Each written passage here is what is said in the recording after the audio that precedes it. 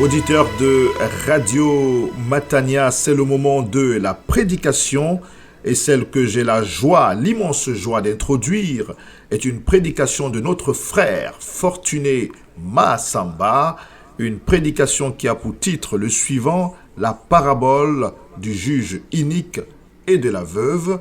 La parabole du juge inique et de la veuve et pour texte de référence, un texte du Nouveau Testament, celui de l'Évangile de Jésus-Christ selon le médecin Luc, chapitre 18, les 8 premiers versets. Luc, chapitre 18, les 8 premiers versets. Cette prédication est une prédication à travers laquelle le Seigneur Jésus-Christ nous invite à la persévérance dans la prière, une persévérance qui est salutaire, car la dépendance à la prière est capitale pour notre salut. Que le Seigneur vous bénisse et nous bénisse tous à l'écoute de sa parole. Que le Seigneur vous bénisse et vous enrichisse à l'écoute de cette prédication que je vous invite à partager autour de vous, car partager les programmes de Radio Matania, c'est aussi évangéliser. Cette prédication dans sa version écrite est d'ores et déjà disponible sur notre site www.eglisematania.com.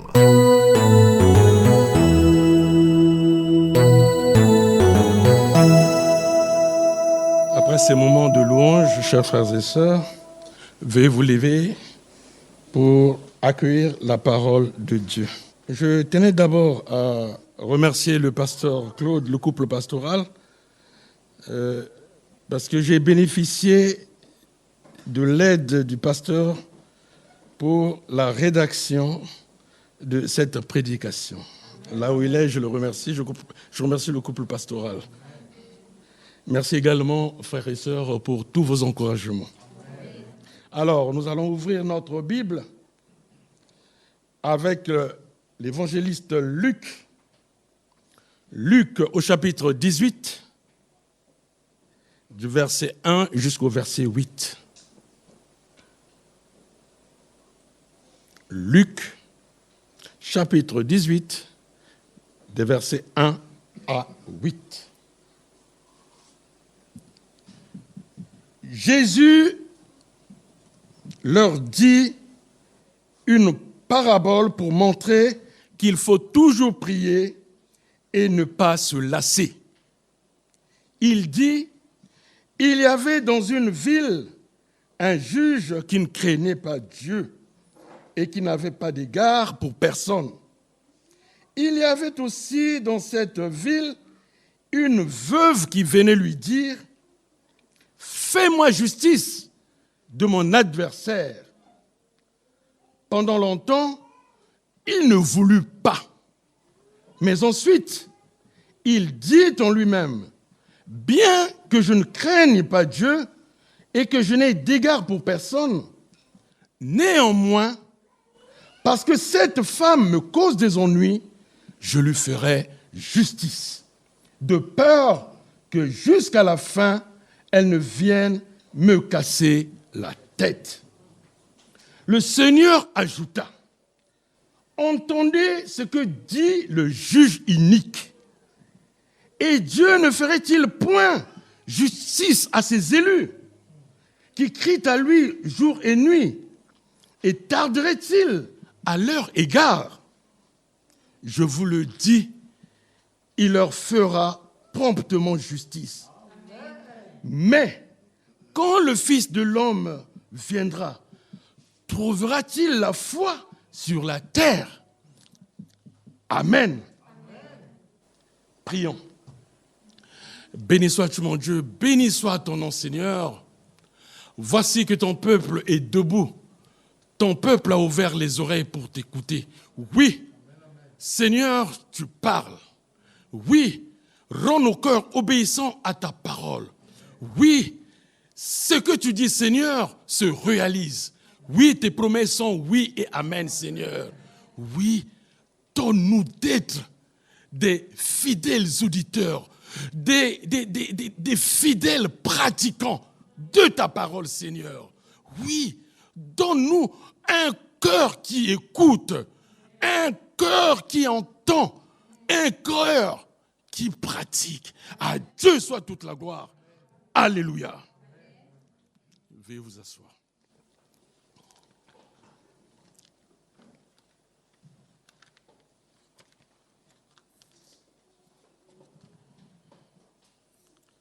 Beaucoup de fois, notre Seigneur Jésus-Christ, pour parler au peuple, utilisait souvent les paraboles. Par exemple, la parabole des 10 vierges, la parabole du bon samaritain, la parabole de la première et de la dernière place, la parabole de l'homme riche et du pauvre Lazare et tant d'autres. On dénombre plus d'une 50aine de paraboles dans la Bible. La parabole, tirée du mot grec parabolé, traduit l'hébreu machal, qui signifie comparaison, proverbe, dicton, satire, énigme, image. Le texte de ce jour, qui est écrit par l'évangéliste Luc, obéit à cette logique. Ce langage imagé de notre Seigneur l'emploie encore dans cette parabole de la veuve et du juge inique. Cette parabole, on ne la retrouve que chez l'évangéliste Luc. Le premier verset nous dit que Jésus leur dit une parabole pour montrer qu'il faut toujours prier et ne pas se lasser ou se décourager. Le Seigneur Jésus vient dans cette parabole nous faire comprendre le bien fondé de la persévérance, de la constance dans la prière, de l'insistance dans nos demandes, de l'insistance dans nos prières. Le contexte général de ce texte nous montre qu'au chapitre précédent, à savoir le chapitre 17, Jésus nous parle des occasions de chute, de la foi, des 10 lépreux guéris et dont un seul, un Samaritain, vient le remercier et aussi des signes du royaume de Dieu. Le texte immédiat qui suit notre parabole du jour, Jésus parle du mépris d'un pharisien qui se croit plus juste qu'un collecteur d'impôts.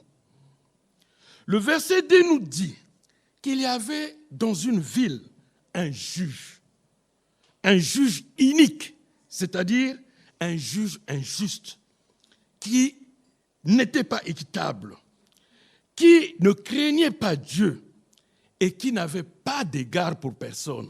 Et à côté, une veuve aussi. Donc, en premier lieu, il y a le juge, et nous savons qu'un juge est un personnage à qui est confiée la charge de rendre la justice selon la législation en vigueur. Les traits révélateurs de ce juge, c'est que c'est un juge qui ne craint pas Dieu. Et en plus, il n'a d'égard, c'est-à-dire il n'a pas de respect pour personne. Un juge oriental, seul à exercer sa fonction dans une petite ville, sans contrôle supérieur et qui peut faire traîner les procès à son gré.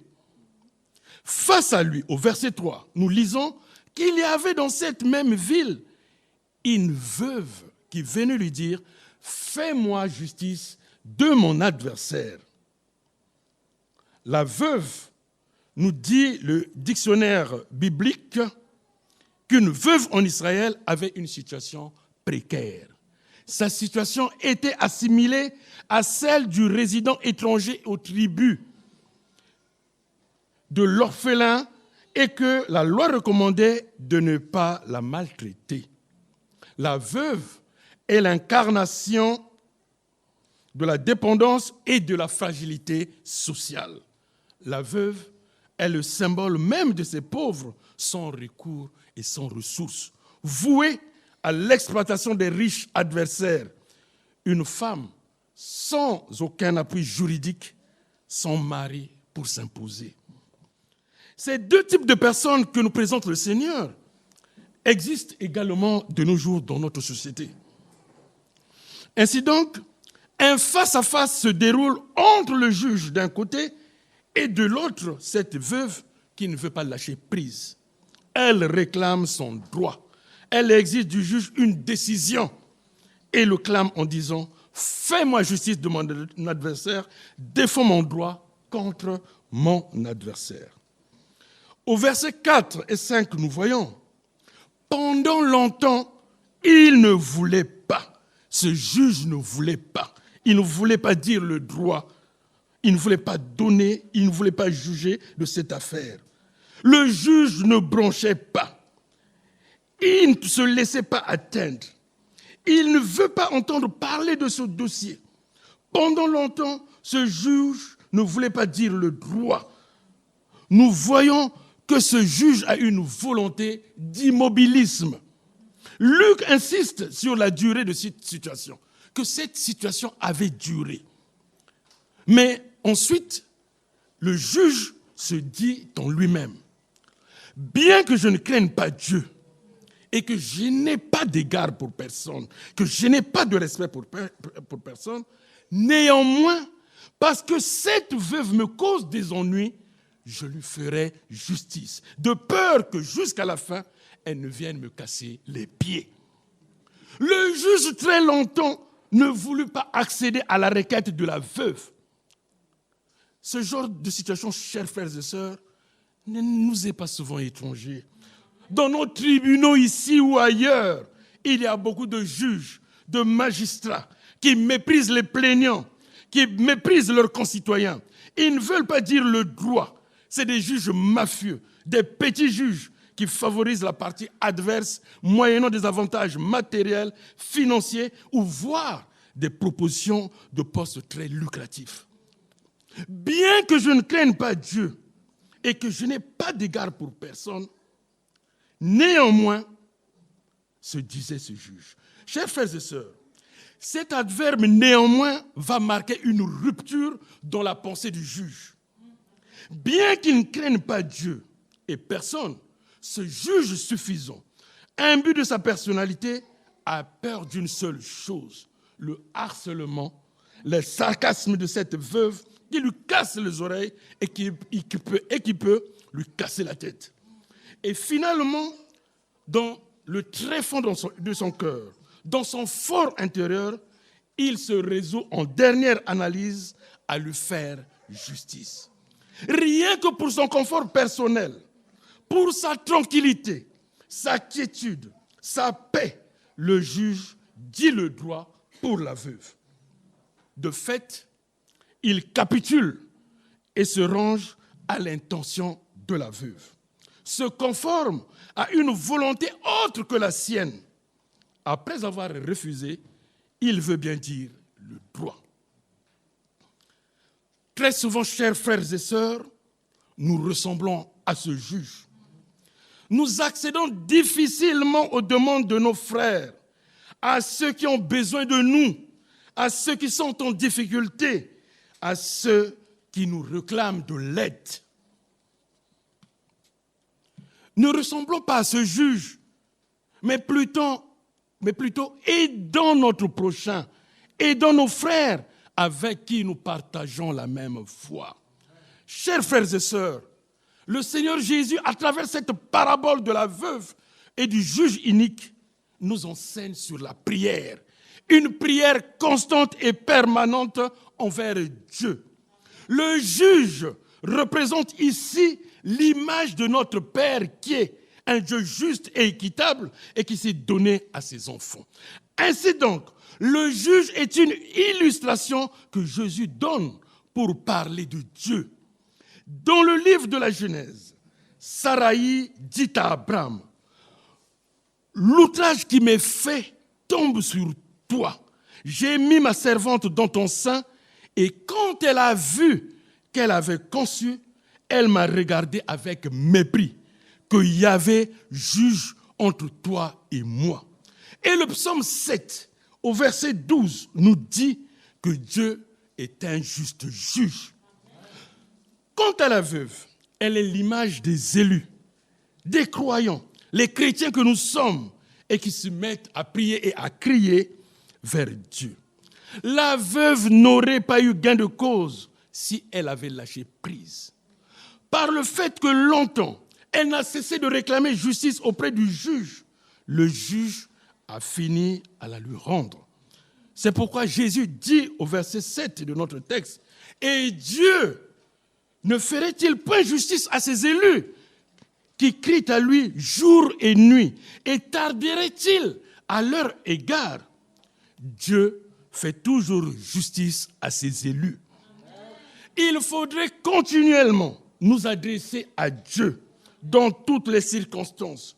Jésus nous encourage à persister dans la prière sans jamais fléchir. Si Dieu paraît être en retard à répondre, comme le juge inique, néanmoins, il répondra sans nul doute. Dans l'Épître aux Romains, l'apôtre Paul au chapitre 12 et au verset 12 écrit « Réjouissez-vous en espérance, soyez patients dans la tribulation, persévérez dans la prière. » Dans le catéchisme de Westminster, le bon combat, à la question 98, qu'est-ce que la prière? La réponse est, la prière est l'acte par lequel nous présentons à Dieu nos désirs pour des choses conformes à sa volonté, au nom de Christ, en confessant nos péchés et en reconnaissant avec action de grâce ses gratuités. Ou comme nous l'avons appelé dans notre Église, prier, c'est demander à Dieu des choses qu'il a promises. Voilà une réponse concrète. Dieu a fait des promesses et il tient parole. Amen. La prière qui est acceptée par notre Dieu est celle qui est conforme à sa volonté.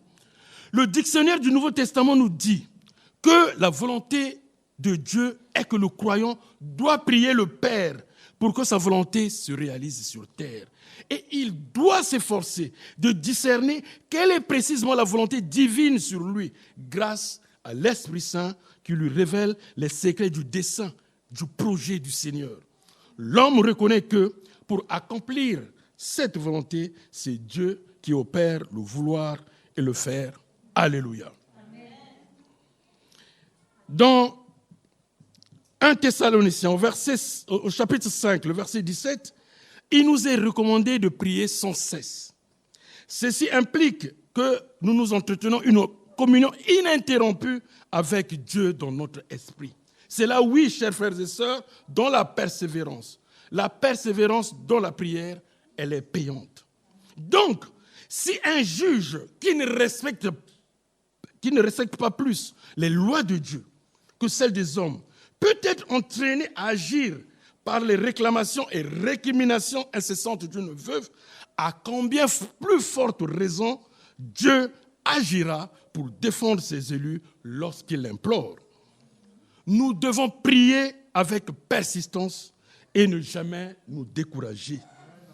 Dans ce que nous adressons à Dieu, quelquefois, nous les chrétiens, quand la réponse de Dieu ne semble pas être là, nous croyons qu'elle tarde. Dans sa suprême souveraineté, Dieu nous répondra en nous exerçant ou pas. Ce que l'on pourrait appeler le retard divin, ils mettent à l'épreuve la patience des hommes, la patience des croyants. À son peuple, au peuple de Dieu, Dieu répondra. Qui accusera les élus de Dieu? Dieu est celui qui justifie. Qui les condamnera? Le Christ Jésus est celui qui est mort. Bien plus, il est ressuscité, il est à la droite de Dieu et il intercède pour nous.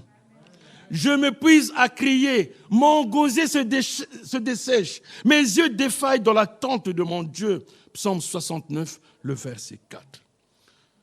Le Seigneur ne retarde pas dans l'accomplissement de sa promesse, comme quelques-uns le pensent. Il use de patience envers nous. Il ne veut pas qu'aucun de nous ne périsse, mais il veut que nous tous, qu'on arrive à la repentance.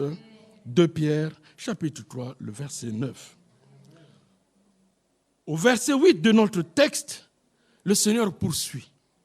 Je vous le dis, il leur fera promptement justice. Oui, notre Dieu, nous ferons rapidement justice à ceux qui le cherchent.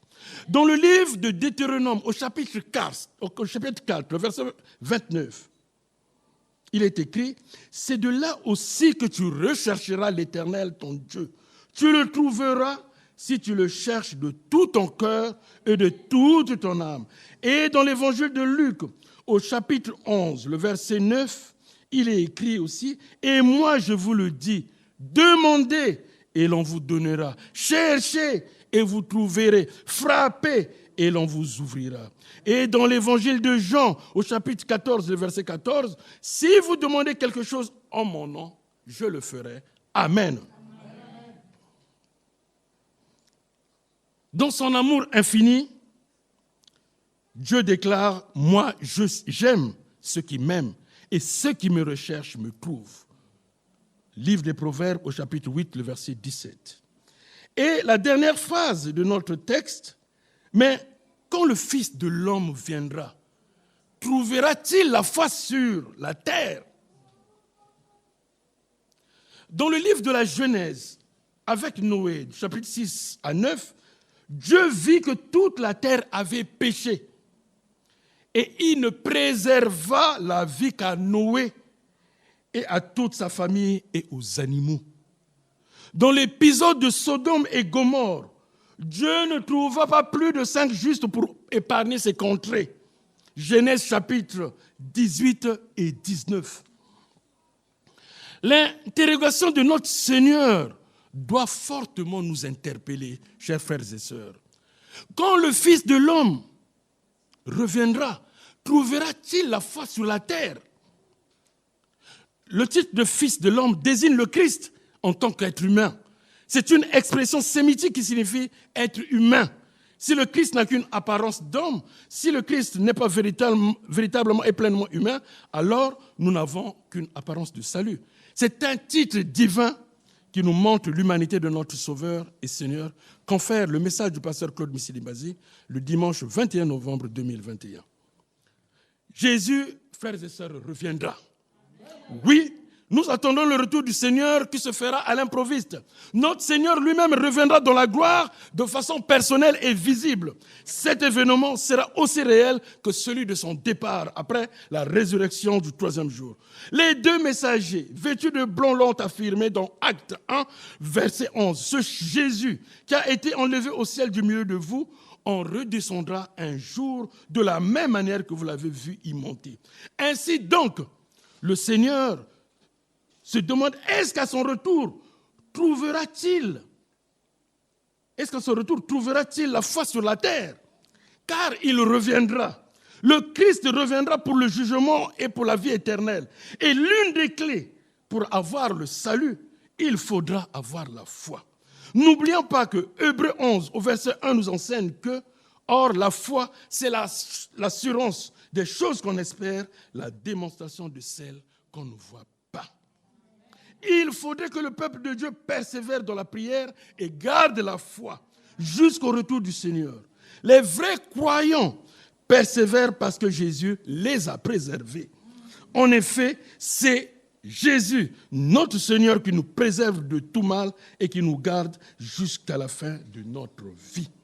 L'apôtre Paul aux chrétiens de Thessalonique dit que le Dieu de paix vous rende lui-même entièrement saint et qu'il vous garde parfaitement pour que vous soyez irréprochables lors de la venue de notre Seigneur Jésus. 1 Thessaloniciens chapitre 5, le verset 23. Nous sommes, chers frères et sœurs, en droit de veiller et d'être prêts pour le retour du Seigneur, car son retour sera comme la venue d'un voleur. Car vous savez bien vous-même que le jour du Seigneur viendra comme un voleur dans la nuit. 1 Thessaloniciens, chapitre 5, le verset 2. Chers frères et sœurs, notre dépendance à la prière est capitale et vitale pour notre salut. Ne nous lassons pas de prier. Ne nous décourageons pas d'adresser des requêtes, des supplications, des demandes à notre Dieu. Si le juge inique, si le juge injuste qui paraissait implacable, qui ne craignait ni Dieu ni les hommes, s'est laissé fléchir par une pauvre veuve, à combien nous autres enfants de Dieu, notre Père ne nous entendra-t-il pas? Ne baissons jamais les bras, sollicitons chaque fois notre Père. Amen. Que quelques-uns élèvent la voix à l'écoute, après avoir écouté cette parole, après avoir écouté ces recommandations du Seigneur. Gloire à toi, Seigneur, louange à toi, honneur à toi, Seigneur notre Dieu, pour la manifestation de ta fidélité ce matin. Merci parce que nous avons, poussé par le Saint-Esprit, entonné des chants qui témoignaient de cette fidélité, qui proclamaient cette fidélité, qui annonçaient cette fidélité. Et nous palpons cette réalité à travers cette prédication. Seigneur, nous te remercions pour ton serviteur, notre frère Fortuné, pour ta présence dans sa vie, pour le privilège que tu lui accordes d'être ton porte-parole ce matin dans ce lieu. Nous te prions d'entrer, de le bénir, de continuer à le bénir, de continuer à l'utiliser de plus en plus pour la proclamation de ton évangile, de continuer à le consacrer, lui et toute sa famille, à ton service et pour ta gloire. Seigneur, ce matin, tu as révélé un manquement dans nos vies, dans ma vie, la vie de prière. De prime abord, Seigneur, nous implorons ta grâce et ta miséricorde, ton pardon. Seigneur, tu nous aimes, c'est pour ça que tu révèles nos lacunes, parce que tu veux que lorsque tu paraîtras, nous soyons parfaits à tes yeux, Alléluia, à travers l'œuvre de ton esprit en nous. Seigneur, nous te prions afin que cette parole trouve en nous une terre fertile, qu'elle transforme nos vies, Seigneur. Que cette parole chasse la paresse, que cette parole chasse la paresse, qu'elle chasse la négligence, qu'elle chasse l'incrédulité, qu'elle chasse, Seigneur, les manquements, la distraction, et qu'au contraire, qu'elle bâtisse en nous, Seigneur, des êtres de prière. Seigneur, que nous soyons des êtres de prière qui persévèrent. Nous appuyons sur le fait que tu es Dieu, tu es souverain, mais aussi que tu es un Père bon, un Père des lumières. Seigneur, nous avons ici, à travers ton message, la comparaison entre un juge inique qui, malgré son iniquité, arrive quand même à rendre justice, et toi, notre Dieu, excellent dans ton amour, Alléluia, parfait dans ta miséricorde, lent à la colère et riche en bonté. Seigneur, celui qui est notre Père, dont qui ne pourra pas, Seigneur, être témoin de nos souffrances, témoin de nos malheurs, et entendant nos prières sans bouger. Tu réponds toujours. Amen. Seigneur, sois vraiment béni pour l'œuvre que tu as commencée dans nos vies ce matin, car tu es celui qui rend parfait ce qu'il commence. Seigneur, nous te louons d'avance, parce que nous savons que lorsque tu paraîtras, comme ton serviteur vient de nous le dire, nous serons face à toi. Amen. Les vies transformées, les cœurs changés, persévérant dans la prière, étant des louangeurs intarissables et sans faiblesse. Seigneur, proclamant ta grandeur, le témoignage de ta bonté et de ta fidélité. À toi soit la gloire, la louange et l'honneur, au nom de Jésus-Christ. Amen. Amen. Comment, Seigneur, ne pas m'humilier devant toi ce matin et reconnaître que, oui, je suis cet homme-là qui ne prie pas suffisamment, qui ne persévère pas du tout dans la prière, qui n'intercède pas suffisamment, mon Dieu. Comment ne pas le reconnaître? Alors je veux te demander pardon ce matin. Et oui, je veux reconnaître que je suis cet homme-là, mais je veux changer, Seigneur. Et je veux recevoir ton pardon et avancer dans cette piété, mon Dieu, que tu désires, et donc vraiment changer, être transformé par cette parole. Je le veux, je le désire, et je sais que tu vas agir dans mon cœur et dans ma vie de tous les jours. Merci pour ton pardon et la puissance de cette parole ce matin. Je te demande de bénir ton serviteur. Fortifie-le, Seigneur, encourage-le, permets-lui toujours d'avancer avec toi, Seigneur, de ne pas être découragé. Merci pour la prière qui est vraiment une puissance pour nous, qui est vraiment cette capacité de faire changer les choses, Seigneur, de faire bouger le bras de Dieu, ce bras si puissant. Alors merci pour ton pardon et merci pour ce changement dans ma vie, dans nos vies, Seigneur. Amen. Seigneur, je te remercie une fois de plus pour ta parole qui a plu au milieu de nous, Seigneur. Tu nous aimes tellement que tu ne cesses de nous enseigner, que tu ne cesses de nous conseiller, afin que nous atteignions la perfection, Seigneur. Père, tu nous as redit aujourd'hui que prier, c'est demander les choses que tu as promises. Mais nous, qu'est-ce que nous faisons quand nous prions, Seigneur? Qu'est-ce que nous te demandons? Seigneur, je te demande pardon, parce que nous ne savons pas prier. Est-ce que nous prions, Seigneur, pour nos propres intérêts? Ou nous prions, Seigneur, selon ce que toi, tu veux entendre? Vraiment, Seigneur, merci pour ce rappel. Vraiment, merci que prier, c'est demander les choses que toi, tu as promises. Toi seul, Seigneur. Merci pour ce rappel, Seigneur. Et puis, Seigneur, je te demande que tu puisses nous armer, que tu puisses nous équiper, que nous soyons persévérants, Seigneur, dans la prière. Que nous ne nous lassons pas, que nous ne cédons pas au découragement, Seigneur. Oh Père de gloire, nous sommes des fois tellement impatients, Seigneur. Nous voulons tellement obtenir vite. Et nous manquons de persévérance. Mais Seigneur, arme-nous, muscle-nous dans notre foi. Muscle-nous, Seigneur. Oh Père de gloire, nous voulons vraiment être comme toi tu le souhaites, conforme à ce que tu veux de nous, t'adresser des prières qui te plaisent. Seigneur, viens, Seigneur, viens par la puissance du Saint-Esprit nous aider, nous guider, Seigneur. C'est cet esprit qui soupire, Seigneur, quand nous ne savons plus quoi te demander, qui prie à notre place, Seigneur. Nous t'implorons, nous te supplions, Seigneur.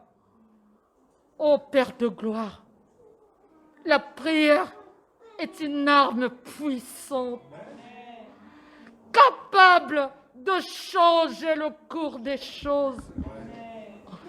Seigneur, donne-nous vraiment de nous y atteler sans cesse, comme tu le dis, prier sans cesse. Vraiment, Seigneur, merci une fois de plus. Continue à nous enseigner, à nous apprendre, Seigneur, et tout ça pour la gloire de ton seul nom. Dans le nom de Jésus, j'ai ainsi élevé cette prière. Amen. Seigneur, lors de la prédication la semaine dernière, tu nous as appris avec le roi Salomon comment prier pour te faire plaisir. Et aujourd'hui, tu nous apprends la persévérance dans la prière. Seigneur, que tout ce que nous entendons de cette manière soit utile pour nos vies et apporte un vrai changement dans le contenu de nos prières et dans la manière dont nous prions avec insistance. Seigneur, tu parles à chacun de nous et que chacun reçoive sa part et que nous puissions apporter les réformes qu'il faut dans nos vies de prière, dans leur contenu et aussi dans la manière dont nous formulons ces prières et nous insistons. Je te bénis, Seigneur, pour notre pasteur. Je te bénis pour notre frère Fortuné parce que c'est toi qui les as inspirés. Tu sais que nous avons ce besoin, alors tu à porter ta parole via leur canal.